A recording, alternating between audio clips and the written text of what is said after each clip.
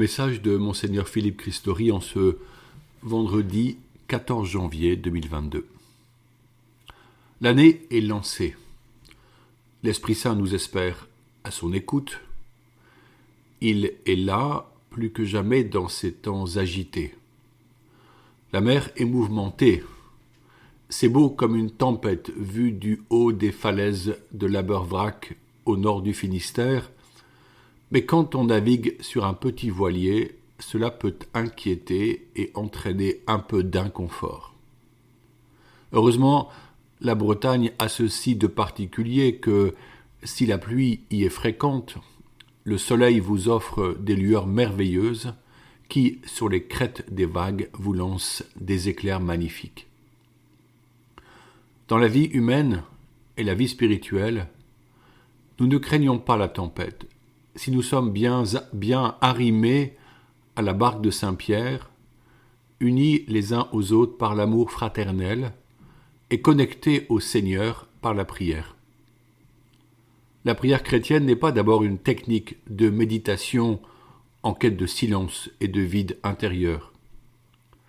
Elle est une relation d'amour subtile, où l'Esprit nous connecte au cœur de Dieu, à qui nous pouvons murmurer nos mots, exprimant notre louange et nos demandes. Certes, notre prière ressemble souvent à une feuille blanche sur laquelle nous aimerions que Dieu écrive plus nettement. Cependant, cette prière quotidienne façonne notre vie, éclaire notre intelligence, soutient l'amour et l'amitié que nous portons aux autres, apaise l'âme, renforce la perception de la présence divine. L'Écriture nous invite à prier sans cesse. Soyez toujours dans la joie, priez sans relâche, rendez grâce en toutes circonstances. C'est la volonté de Dieu à votre égard dans le Christ Jésus. 1 Thessaloniciens 5 au verset 17. La prière peut, avec un grand profit spirituel, rythmer le temps de nos journées. Il n'est pas possible d'être chrétien sans prier, pas plus qu'il n'est possible d'être croyant sans relation à Dieu. L'écrivain catholique Léon Bloy affirmait que, je le cite, « Quand nous ne parlons pas à Dieu ou pour Dieu, c'est au diable que nous parlons et il nous écoute dans un formidable silence. »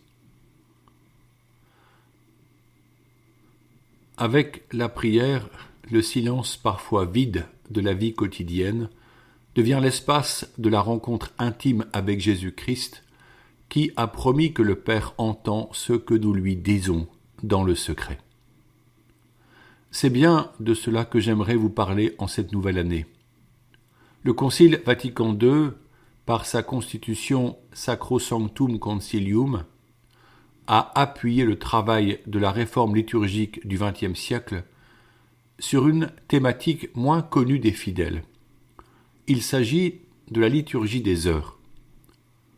Autrefois plutôt réservée aux moines, aux religieux et aux prêtres, elle rythme effectivement les journées des monastères, se basant sur les psaumes et des lectures bibliques ou patristiques, c'est-à-dire les grands écrits des pères de l'Église datant du premier millénaire de la chrétienté. Le pape Saint Jean XXIII a demandé au Concile un formidable travail de recherche pour que les divers offices soient priés par l'ensemble du peuple de Dieu. Le pape Saint Paul VI écrit, je le cite, « Le chant de louange qui résonne éternellement au ciel et que Jésus-Christ, souverain prêtre, a introduit dans cette terre d'exil, a toujours été continué par l'Église au cours des siècles, avec constance et fidélité, dans la merveilleuse variété de ses formes. » Fin de citation. La liturgie des heures est et devient le complément nécessaire de tout le culte divin exprimé dans le sacrifice eucharistique, la Sainte Messe. Cette louange des fidèles les unit au ciel où les saints sont devant la face de Dieu et le louent éternellement. Depuis, vous êtes nombreux comme fidèles laïcs à y avoir pris goût, suite à des retraites dans un foyer ou un monastère, grâce à la diffusion des livrets, notamment Magnificat, qui propose pour chaque jour de prier l'office du matin, appelé l'Aude, ou l'office du soir, appelé les Vêpres.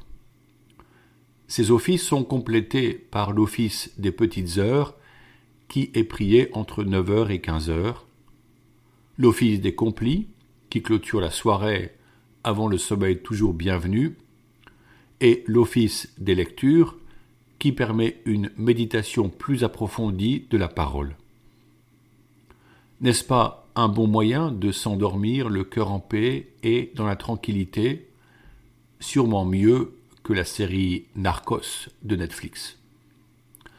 Bien entendu, Internet permet aux catholiques de retrouver ces textes dans plusieurs applications sur les smartphones. D'autres, et j'en suis, aiment toujours le papier et utilisent le plus souvent le bréviaire. Le mot bréviaire vient du latin breviarium, qui signifie abrégé ou résumé. Chaque jour propose donc une partie abrégée du psautier qui compte 150 psaumes. En effet, il faut 4 semaines, en priant tous les offices, pour prier l'ensemble des psaumes. Dans les monastères bénédictins, par exemple, chaque jour, il y a d'autres offices qui sont plus longs, et une seule semaine suffit alors pour prier les 150 psaumes. La vie monastique permet de prendre ce temps, c'en est la priorité.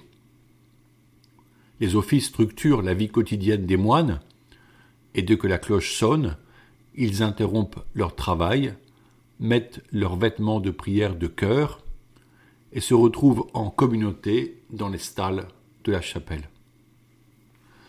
Un office est généralement constitué d'une hymne, de psaumes, d'une lecture biblique brève, d'un cantique, soit celui de Zacharie, Luc 1, au Laude, soit le chant du Magnificat de la Vierge Marie, aux Vêpres. Puis il y a une intercession et la conclusion avec le Notre Père et la bénédiction finale.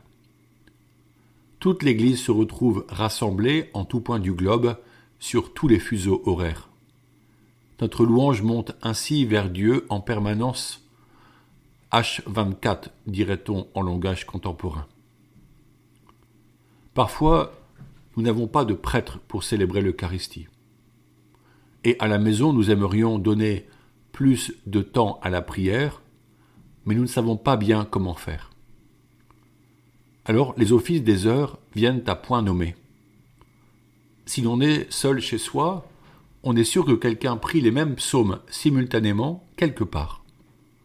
Nous formons ainsi une merveilleuse chaîne de prière ininterrompue à la louange et à la gloire de notre Seigneur Jésus-Christ.